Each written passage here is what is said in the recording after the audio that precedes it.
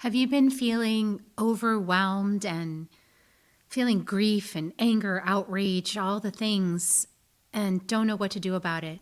Don't know what action to take?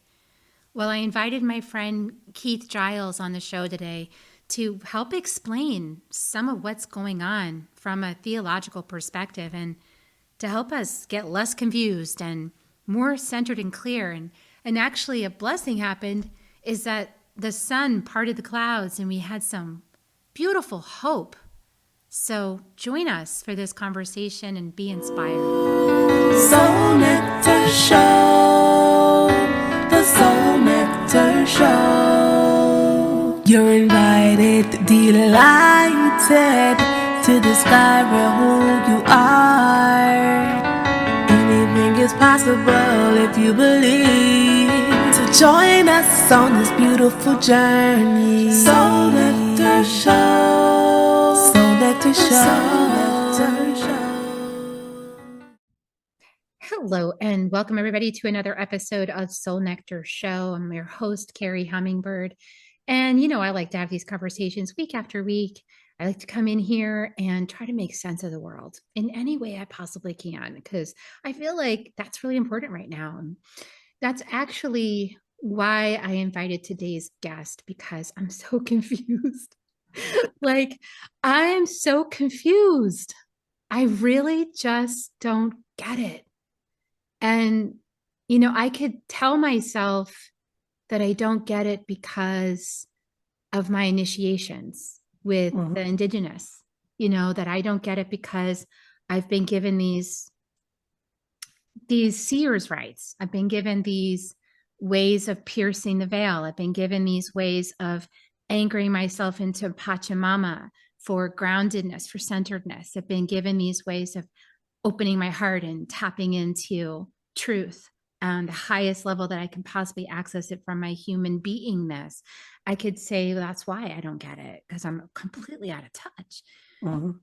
And I mean, I'm really trying to understand. I really am. And I just don't. And so I thought my friend Keith Giles might understand some of the madness that we're seeing in the world, because of your background, because of I understand how we got here. You understand how we got here. Like, you understand the mindset of what we're seeing in the United States anyway. And like, you've been there. You've been in the church. You've been in the community. You've been at the pulpit.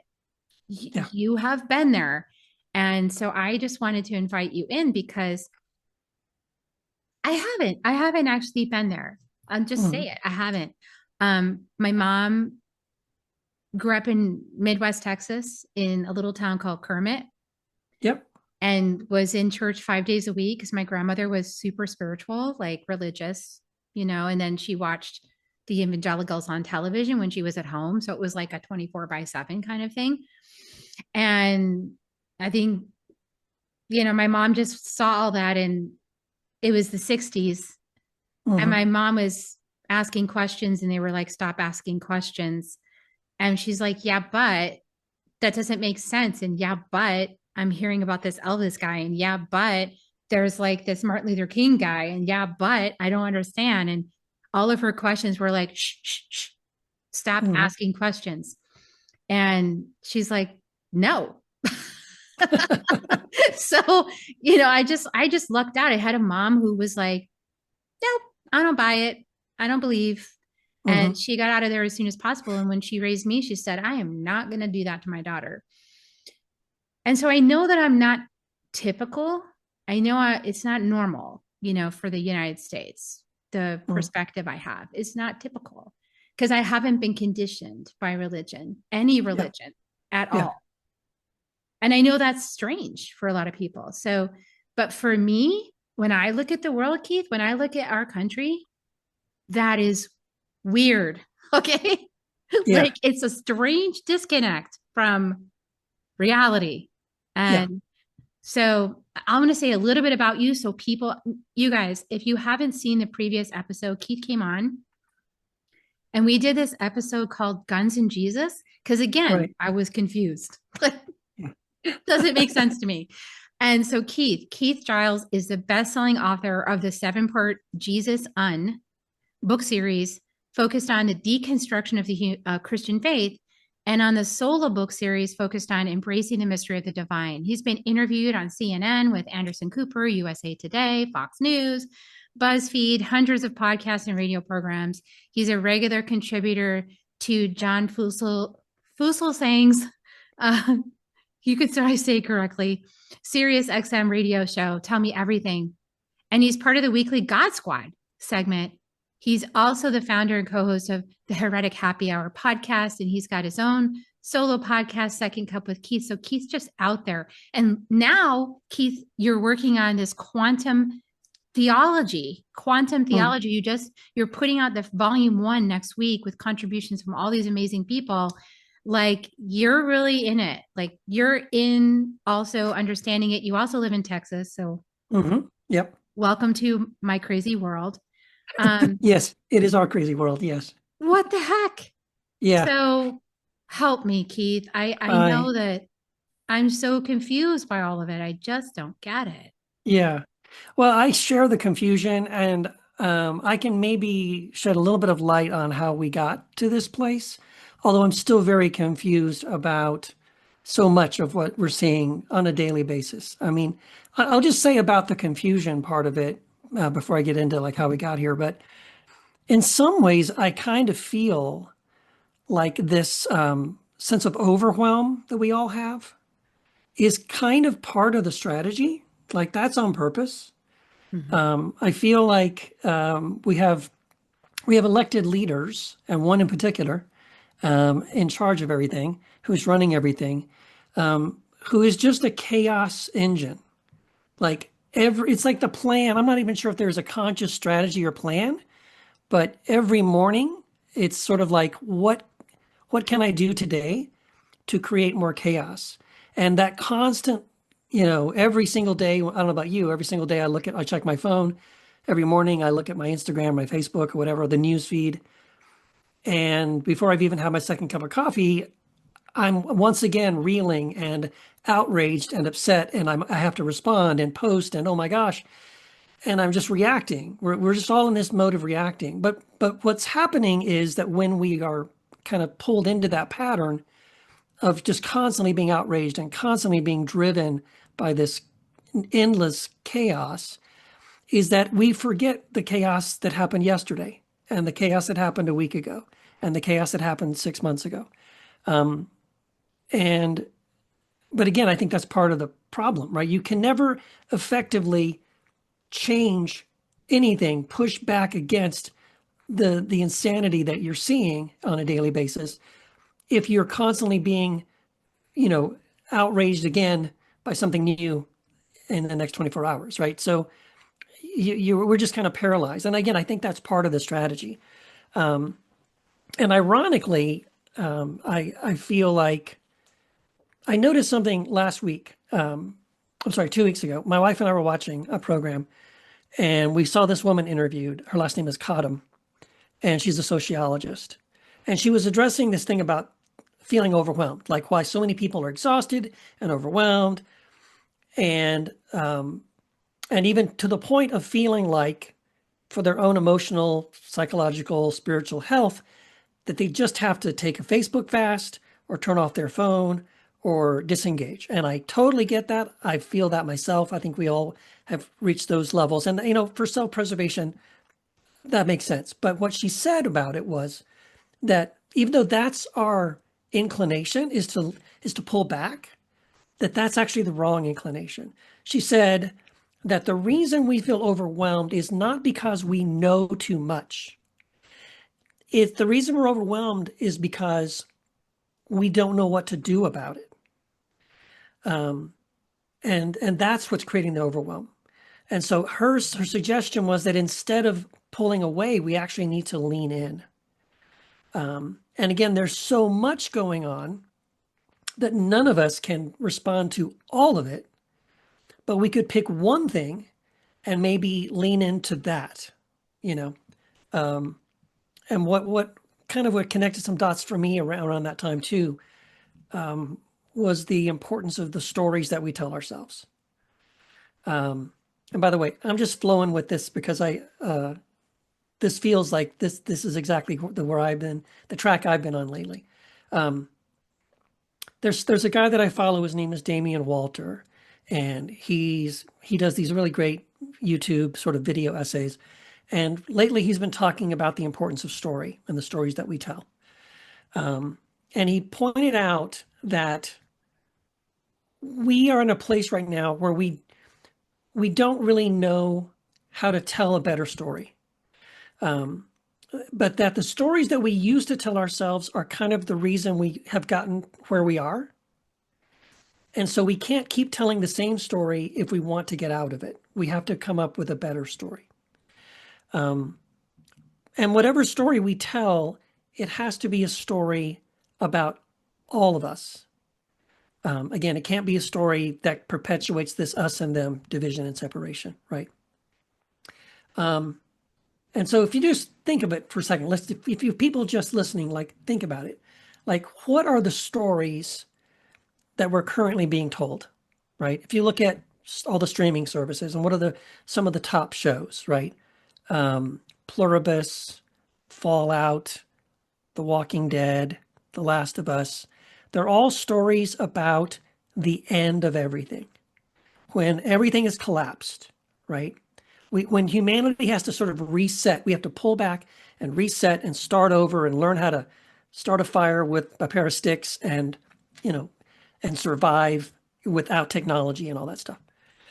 And what's interesting about that story that we just keep telling ourselves lately over and over and over again, I think part of what's behind that's sort of like collective subconscious, collective unconscious, that's fueling those kinds of stories is that we all kind of intuitively know that this is true, that the system we currently are living under cannot continue the way it is, that it is destined to collapse.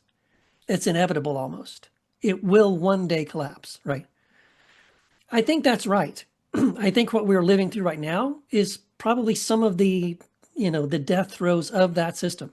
We are in the the last days of the American Empire, which is very scary, I think, on some level, to be living at a time where we're seeing the end of something. But I think out of the end of this will become the birth of something else, something new and something better.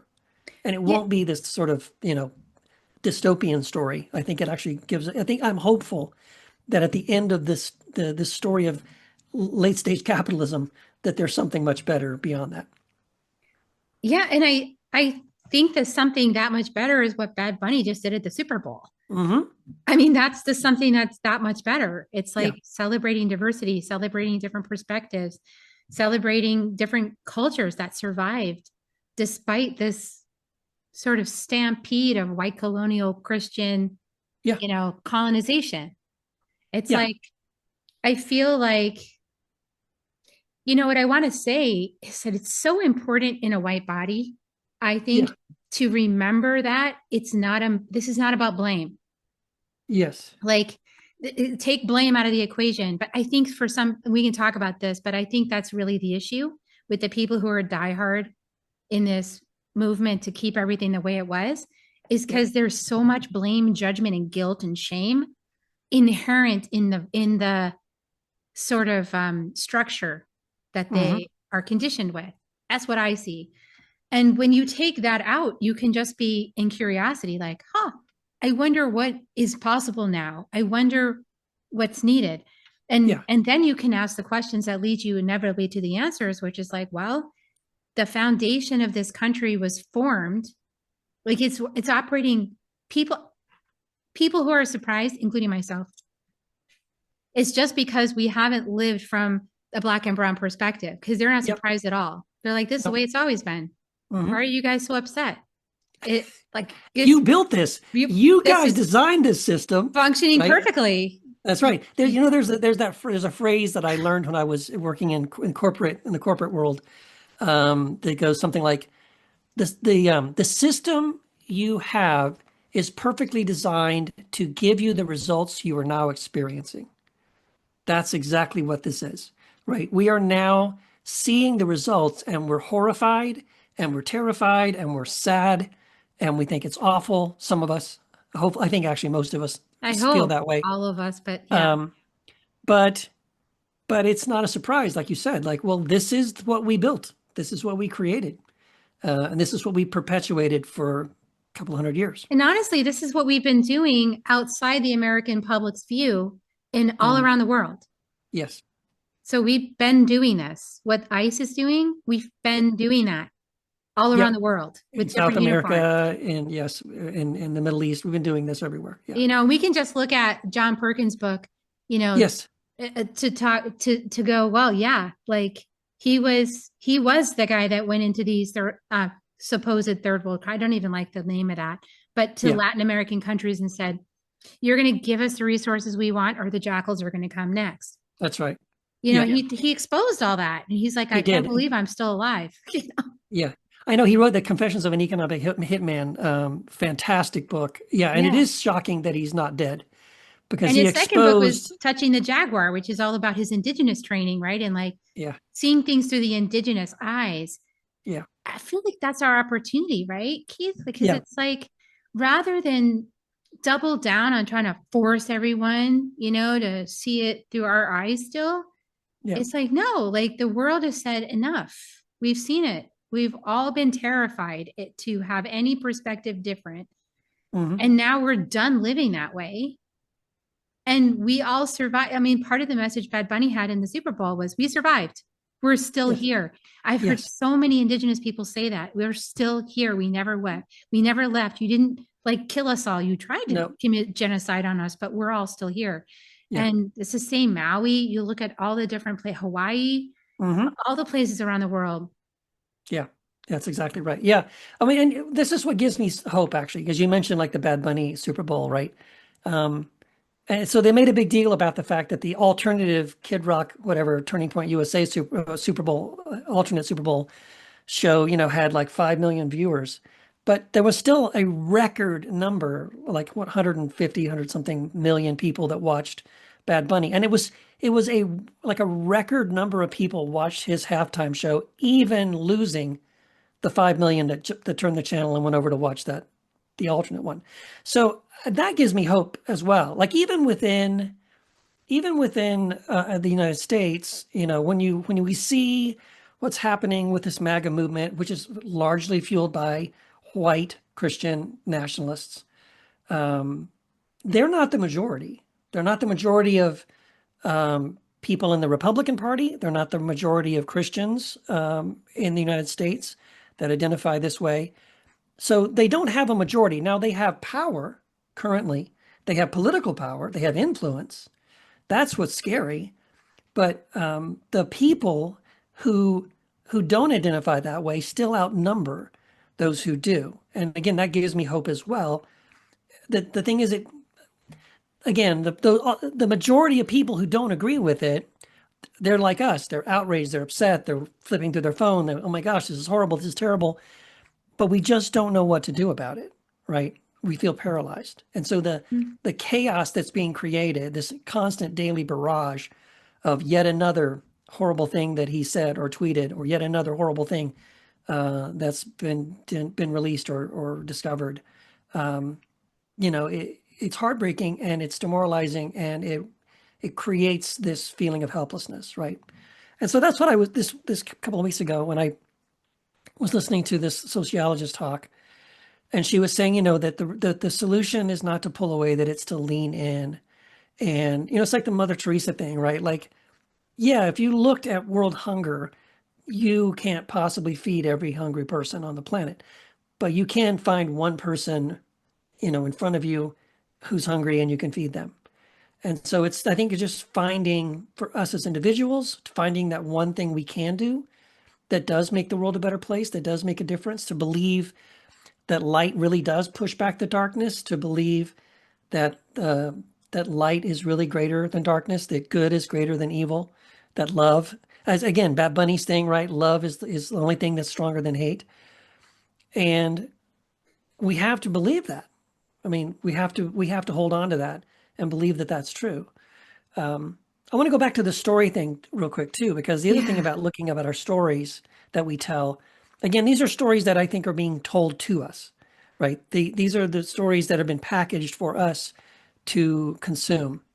So in addition to like the dystopian kind of like stuff, which is interesting because it's almost like what they're saying with all the dystopian, end the end of civilization. It's almost like it's easier to imagine the end of the world than it is to imagine the end of capitalism, Or you white know, supremacy, which is all or white tied up in the supremacy. same thing.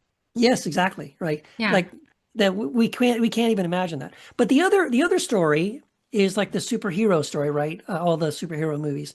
And if you think about that, like who are the main heroes in those stories? Ironically, they're billionaires, right? Bruce Wayne, Tony Stark, they are billionaires and they have the power and the money to come in and rescue us. And And boy, don't mess around with who Captain America is and what skin color they have, or you're oh going yeah, to find out that as movie Marvel did, yes, when they had a will be black, protested, yes, which you're is exactly right. ridiculous Yeah, to me. but again, we have to reject this story that billionaires are coming to save us because we know in real life the billionaires are the problem. They're actually the ones creating most of the suffering that we see in the world right now. So So, but they're telling stories like, no, they're the good guys, they're the heroes, right? And it's yeah, because nonsense. we've been worshiping, let's just say, the reason everyone got rejected and ejected from countries in Europe, Yeah, starting with Britain. They yeah, said, we're going to empty our jails out and we're going to send those people, our unwanted, across the ocean to this other place. Hopefully, they'll die along the way. Basically, yeah, right? And said, we don't want to deal with them anymore. And then my ancestor, because I have ancestry on both, right? I have European ancestry and I have Cherokee ancestry. My ancestors here went, what? But hmm, they already knew it was going to happen because they had prophesied it. They knew it yes, was going to happen. They're yes, like, oh, these terrible people are going to come here. And yeah, they don't have any idea about love, and it's going to be disastrous. And yeah, all the Native American tribes knew that, right? So, yeah, so how do we? And so they've been in the MLK moment this entire time. Like, yeah, how do we be loved through hate? And yeah, that's the thing that white Americans don't seem to understand.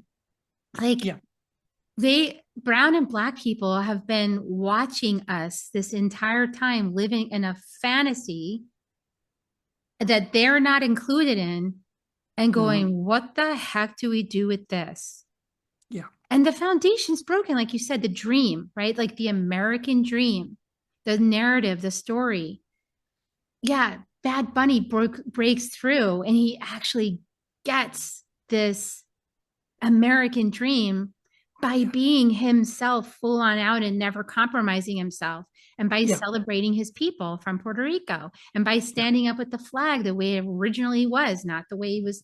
Puerto Rico was forced to change it to dark blue because that's not okay to have your own national colors because that's yeah, sovereign, yeah, so it's like we are so uneducated. I feel like hmm, that's the main issue, right? It's like, because I yeah, feel like if people were educated, I feel like when people know something, I feel most people, when they really get something, they find out about it and they realize that's causing harm. Most people want to change that. But yeah, to I be agree. happy to shift that perspective, but there are some that double down. So I just noticed they seem to be congregating in this Yeah, MAGA yeah, area. yeah, What is it about that? Like, what is the doubling down about? Like, what is it about um, kind of espousing certain ideologies and beliefs, like love is, like they would probably say that love is greater than hate because Jesus said it. yeah. But then like turn around to the opposites. What is that? Mm. Do you have any insight into like what's Well, causing that? yeah, I mean, I think fundamentally for me, it's when I see Christians speaking this way and behaving this way, I think it goes all the way back to the original sort of betrayal of Christ by Constantine. Because we had about almost 300 years of Christianity where they, again, following the teachings of Jesus, they said, we have no king but Christ. They were martyred because they refused to say that Caesar was Lord. The idea Jesus was Lord was this radical statement. And so they were martyred and punished and killed and for defying the Roman Empire. So they were Christianity originally was like an anti-empire movement of people, right? And it was about love, and it was about loving your neighbor, and it was about turning the other cheek, and it was all of these things following in the teachings of Jesus, and it was focused on orthopraxy. And when Constantine, I think it was just a stunt. Like he didn't have supposedly he had a conversion experience. If you've studied that, and I've studied this, I think it was just propaganda. His conversion experience is basically a retelling of the Apostle Paul's conversion experience, that he was on his horse and he saw the sign in the sky and he heard a voice and no one else could hear the voice. But what he says he saw was the sign of the cross in the sky and a voice saying, "By this you will conquer." So he painted that symbol on all the shields, and then they slaughtered and murdered all these people. Now, again, if you're a follower of Jesus, you're like, wait a minute, didn't Jesus say, put your sword away? And if you live by the sword, you die by the sword. So why would the same Jesus tell a Roman emperor, hey, do you want to kill a lot of people today? Here's how to do it. Like that, immediately you should have been like, nope, I don't know what's going on here, but I don't believe that. But it's unfortunately, a lot of Christian leaders at the time did believe it. They embraced the nonsense. They were given political power. They were put on the payroll, like literally. Christian bishops around the time of Constantine were put on the payroll, the same as the like Roman senators and things like that. And it was the integration of the church into the Roman Empire. The sad thing is, I'm sure that many of those Christians at the time felt like this is a good idea, right? Because the sword has been at the neck of the church for 300 years. The Romans have been killing us and slaughtering us and persecuting us for 300 years. And now that we have a Roman emperor who's on our team, the sword will finally come off the neck. But the reality is this: the sword never left the neck of the church. What changed was who was holding that sword, because now it was Christians. This is why we had these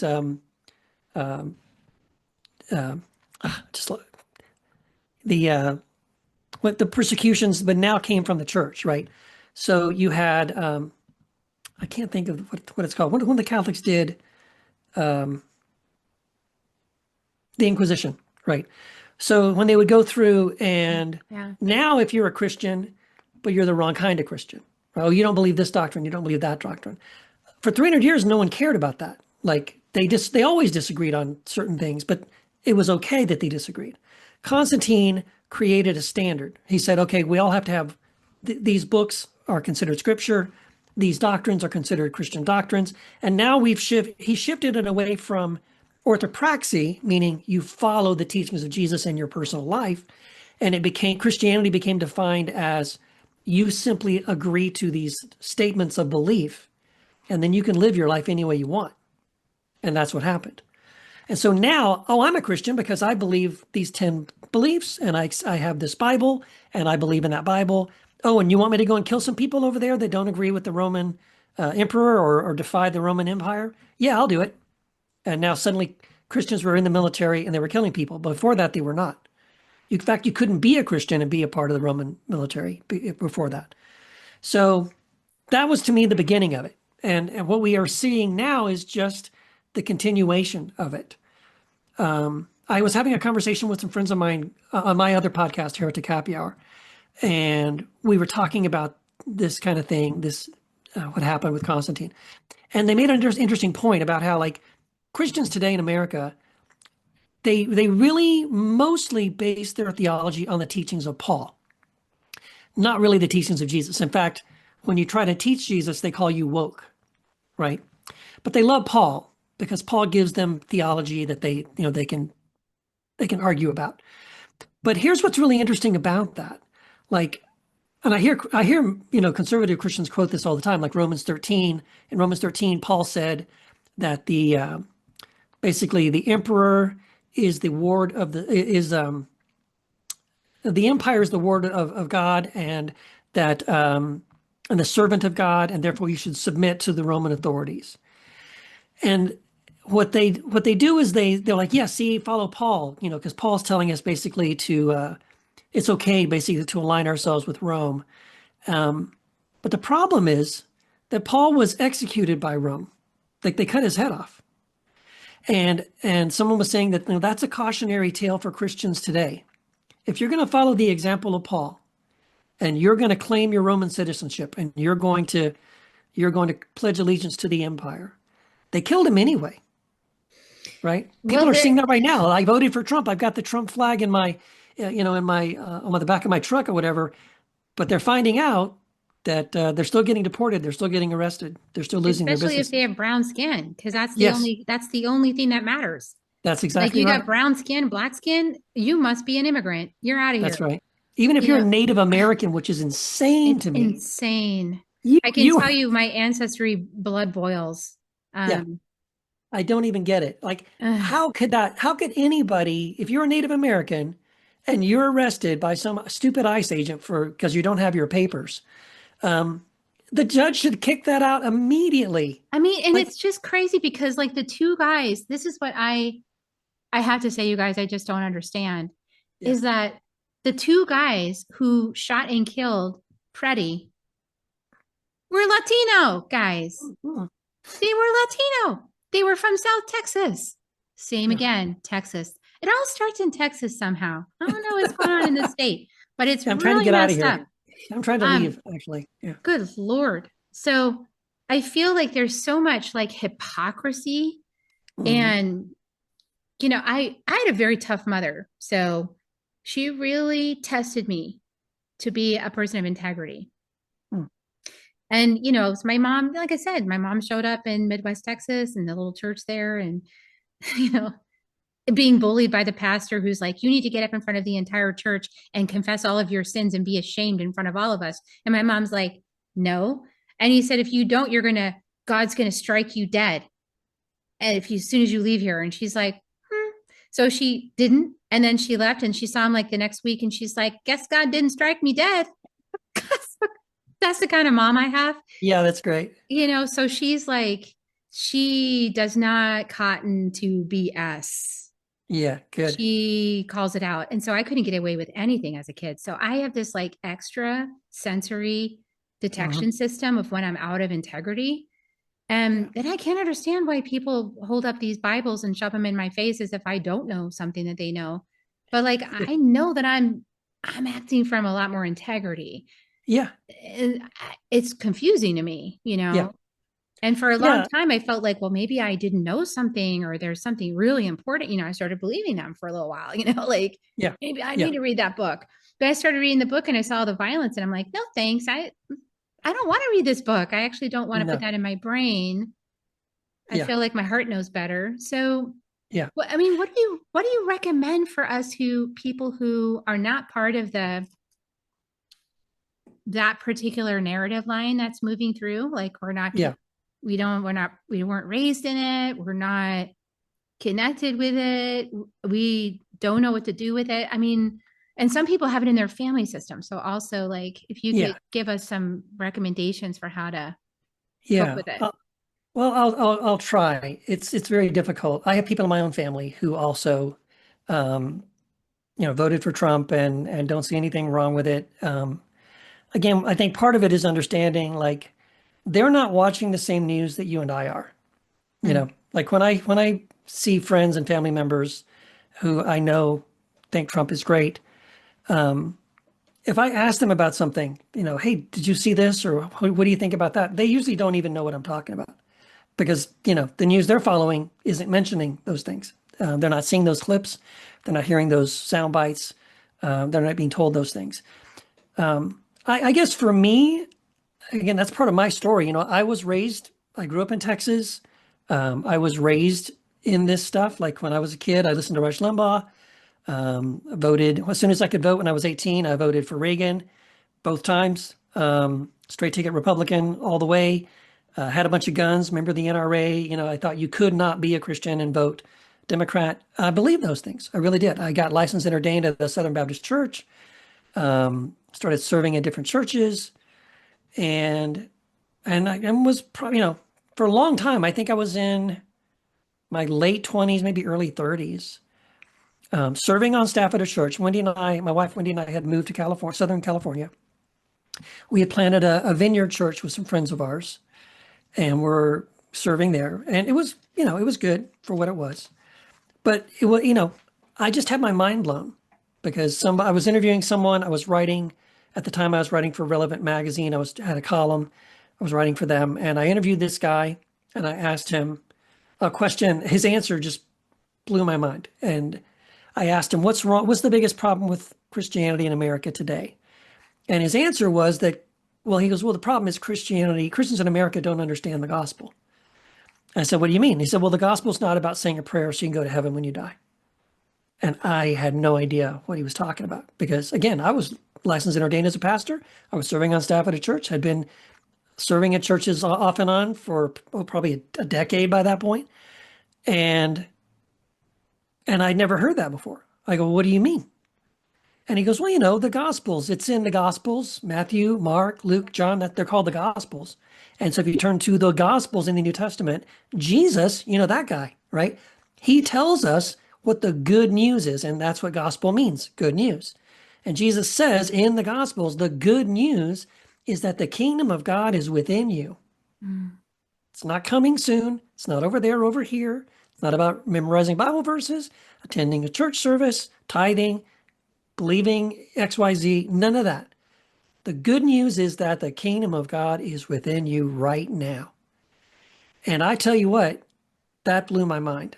I couldn't even sleep that night. I thought, if I'm wrong about the gospel, what else am I wrong about? And that's why I ended up writing that 7-book series, this Jesus Un series. Like, one at a time, I started looking at all these major doctrines of the faith that I was handed. And I realized that's not at all what the gospel says. This is not at all what it's supposed to be about. Like, the Christianity we have in America today is a brand of Christianity where Jesus is the mascot, but they don't follow him. They have no intention of following him. That's not even the way. If anyone's listening and you're a Christian or you ever were a Christian, think about how you were invited into that story. Raise your hand if you don't want to burn in hell for eternity. Okay, I see that hand. Repeat this prayer after me, a prayer that appears nowhere in the Bible anywhere. Repeat this prayer after me. Amen. Ding. You get to go to heaven when you die. No one ever says, raise your hand if you think this person of Jesus was right about what's fundamentally wrong with humanity, the solutions for how we can be better human beings. And if you want to follow Jesus and live your life the way Jesus tells you to live your life from the Sermon on the Mount, to love your neighbor as yourself, to care for the immigrant and the orphan, to care for those who are in prison, to care for the poor and all those things. Raise your hand if that's the way you'd like to live your life. I was never given that option. That's not the way we invite people into the story in America. And so again, the system you have is perfectly designed to give you the results you're now receiving. We should not be surprised now we have a Christianity in America that has nothing to do with following Jesus. It just doesn't. And the craziest thing is that everything that Jesus said, I guarantee you indigenous people can agree with. Oh, absolutely. Yeah. Like they're like, oh yeah, it's right here. It's yes. Like they're like, this is Mother Earth, and Mother Earth is heaven. Yeah. And we're already in heaven. Yes. And we're privileged to be here. And so our only job is to honor her and to take care of our mother. Yeah. And to take care of all, because we're supposed to be earth keepers. We're supposed to tend the garden and take care of all of the animals and the plants and the birds and the fishes and the sea. Like we're here to take care of all of it. We're not here to conquer it and, excavate it. So did you say you were Cheyenne? Cherokee. Okay. I'm sorry. No, it just reminded me because I found this book a couple of years ago. It's in this bookcase behind me. And it was a collection of Native American mythology.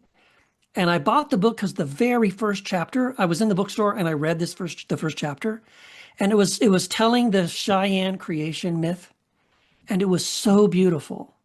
And I thought, oh my gosh, I wish I had been born Cheyenne, or that someone had told me that this creation myth, because again, those stories matter, right? The stories we tell ourselves matter. I'll just summarize it quickly. In the Cheyenne creation myth, God starts creating the planet Earth, and every single layer, everything God creates, the oceans, the trees, the birds, the fish, the bear, the horse, like all these things that God creates, God starts falling in love with the earth. In fact, God refers to earth as a woman, a beautiful woman. And when he has finished creating this beautiful woman that he is deeply, deeply in love with, he says, I need a way to remind this beautiful woman every day how beautiful she is and how very much I love her. And that's why he creates human beings. We are here. We're only existing because God said, I want you every day to remind this beautiful woman, planet Earth, how beautiful she is and how much I love her. Oh my gosh. Oh my, it makes That me is a want to much cry, better, right? it's beautiful. I was like, it's a much better story. Can you imagine if humans on this planet believed that the reason we exist is to tell the earth how beautiful she is? Wow, that's way different, right? The Genesis story, I think it's intended to be taken that way, but unfortunately, the way it's been taught and understood, there's a one word in the English translations in Genesis that carries so much of the wrong kind of weight, and it's where God tells them, after God creates everything, and he tells Adam and Eve to have dominion. And but if you think about it, that's not what God means. He doesn't mean to dominate, right? Like if you have a garden, you ever had a garden? Yeah. Do you My go out, do mom you got loves to, gardening. yeah. If you garden, do you go out and dominate your garden? No, No, I it's listen to not. the plants. I ask them what they need to, how can I help Yes, you? you cultivate, you Mhm. nurture. This is about a collaboration, right? You are in service to the earth and to the plants, right? You are working alongside them and with them to help them grow. Like that's the word should be cultivate or nurture. It's not dominate. It's not about having dominion. That because it just doesn't make any sense. But if you've been told the story that, well, humans are here to dominate, well, then who cares, right? The earth is here for us to ravage and do whatever we want with. And that's what we've done because that's the story we were told. That's how we understood it. And that's what we did with it. See, this is why it's so important what you brought up about the story that we tell. And the original story matters because Yes. it influences the whole collective dream. Yeah. And so that's why it's such a blessing that there are cultures still in existence that have survived through Yeah. this whole rampage that remember a different narrative.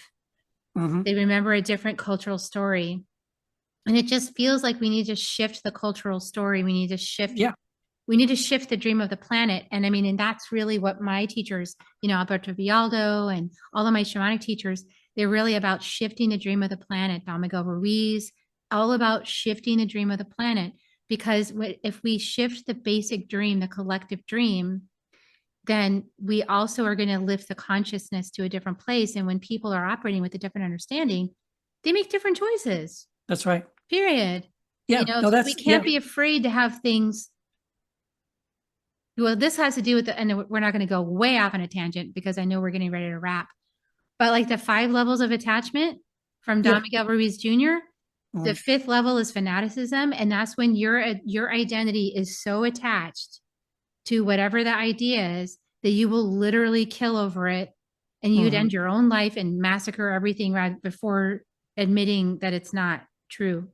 Yeah. I think Yeah. that's the spot we're in. And, Yeah. it's just an idea. Like it's really literally an idea. It's just that people have made their identity about it. That's right. Yeah, that's right. Yeah, that's what I feel like too. I feel like we have, and I think it's happening. I mean, again, we don't see as much evidence of it, but in some ways, all the chaos we're experiencing right now, I think the chaos is the death of something that it kind of needs to die because it's so that something new can be born in its place, right? I don't know if you've ever studied like spiral dynamics. I was talking to Dr. Shalene Kendrick last week on my podcast, and she was talking about the first and the second axial age and that we're in this second axial age, which aligns a lot with spiral dynamics. The bottom line is just that basically we are currently in a place where we're on the edge of stepping into a new level of human consciousness that is a story of us. It's not a story of us and them. It's a story that's about all of us, that we're all human beings, that we all have the kingdom of God within us, that we all need one another to survive on this planet, and that this planet is also part of us. It's not, we're not separate from nature. Nature, we are part of nature, right? And I believe that. I think I have to have hope and faith that that's the truth. And because when they look at spiral dynamics, we can go back and say like 50,000 years ago, this was the level of human consciousness people are operating at. And then here's what it took for them to move to shift the consciousness to the next level. And then we can follow that for like 10,000 years and say like, oh, but then there was another shift, right? And then we moved into another level of consciousness. And so we can see like, now right now it feels like we've gone back a few steps. But again, I think it's this, the ocean wave pulls back before the next wave falls. And that's what I feel like's happening. We're experiencing sort of like, it feels like we're going backwards, but I think it's because there's a big wave coming that will surge us forward into the next wave of human consciousness, which is a level of consciousness about literally that everything Jesus was talking about, loving one another, loving your neighbors, yourself. Because when you see the other person, you don't see an other, you see yourself reflected in that person. You see the divine reflected in them, right? That's what I love about quantum theology. That's why I'm writing all these books about quantum theology right now, because quantum science is saying the same thing. Quantum physics is telling us everything is the quantum field and the quantum field is everything. That human consciousness is the basis for matter in the universe, that matter arises from consciousness, not the other way around. And that aligns perfectly with what the mystics have been saying for thousands of years. And so that alignment gives me hope. It feels like we are, as a human species, I think hopefully the majority of us are getting ready to move into that next phase. Yeah, and I've heard, I've heard different people speak about it. Richard Rudd is one I tune into because we study the gene keys. And he's saying that, yeah, like we're at the cusp of what must have been what it felt like to all of a sudden have Homo sapien emerge. Yeah. And then at the same time as these older versions were still on the planet, yeah, now there's Homo sapien. And so this version is like, my teacher Alberto Vialdo calls it Homo luminous. We're divine human, right? We're Homo luminous. We're the next version. All of those who say yes, and it is a choice. You do have to consent to it, and you have to do a little bit more than consent. You actually have to work for it a little bit. Yeah, you have to live it out. Yes, that's the thing. It's not just like I'll go on Sunday and I eat my wafer and I'm like Homo luminous. No, you're gonna have to hands in the soil, dude. That's right. Yeah, it's living it out every day. First comes the realization, the awakening to the, oh, hey, this makes more sense. Yes, this seems like the truth. But then the real test is, okay, then now every single day of your life, what are you doing that lives out of that truth? How are you embodying that truth? How are you living Jesus's teachings? I mean, and Jesus says you will do so much more than me, right? I mean, yes, exactly. Like you haven't even seen anything yet, people. Like you think I was great. Wait till you see yourselves, is what he was trying to say. Yeah. And and I think that wave that's coming is the second wave, because we've been in it. We've been in it since the 60s. It's just that it takes time for it to churn, Yep. I agree. Everything to churn and unfold, the first wave, MLK. So I'm still working on MLK's dream of the beloved community. That's what we're doing here. We're following in his footsteps and saying, yes, we believe in this potential of the beloved community. We believe in the potential of nonviolence. We believe in Homo luminous, and we are doing it every single day, and checking ourselves. So thank you so much for coming in. And, I feel so much more hopeful, and I hope everybody listening, I hope you feel more hopeful too. I mean, Me too. It's a beautiful story that you share, the Cheyenne story, and thank you for all the work that you do. And you'll probably have to come back again and talk about quantum theology, because Give me a chance to read it. Yeah, I'll send you a copy. Okay, cool. And then we'll have you back on to talk about quantum theology. That sounds really cool. So thanks for making time for us. And everybody, please check out Keith's work, Keith Giles. I'm going to put links below. You can follow him on social. You can get his books. You can follow his podcast. And we'll see you in all the ways we see you. Here's kisses. If you want to join me, I guess give everybody kisses on the way out. Here's some Reiki kisses. Okay. I love you, everybody. There you go. Beautiful. We'll see you guys next time on Soul Nectar Show. Bye for now. If you found even one gold nugget in this episode of Soul Nectar Show, will you do us a favor? Will you subscribe, like, and share this episode? Maybe even write a comment and let us know what you thought about it. We really, really want to engage with you at a much deeper level. Let's be part of community together. Have a great week, everyone. Bye for now. Soul Nectar Show. Awaken, awake, show. Take a sip from the drip of the nectar, from the source of who you are. Yeah, yeah.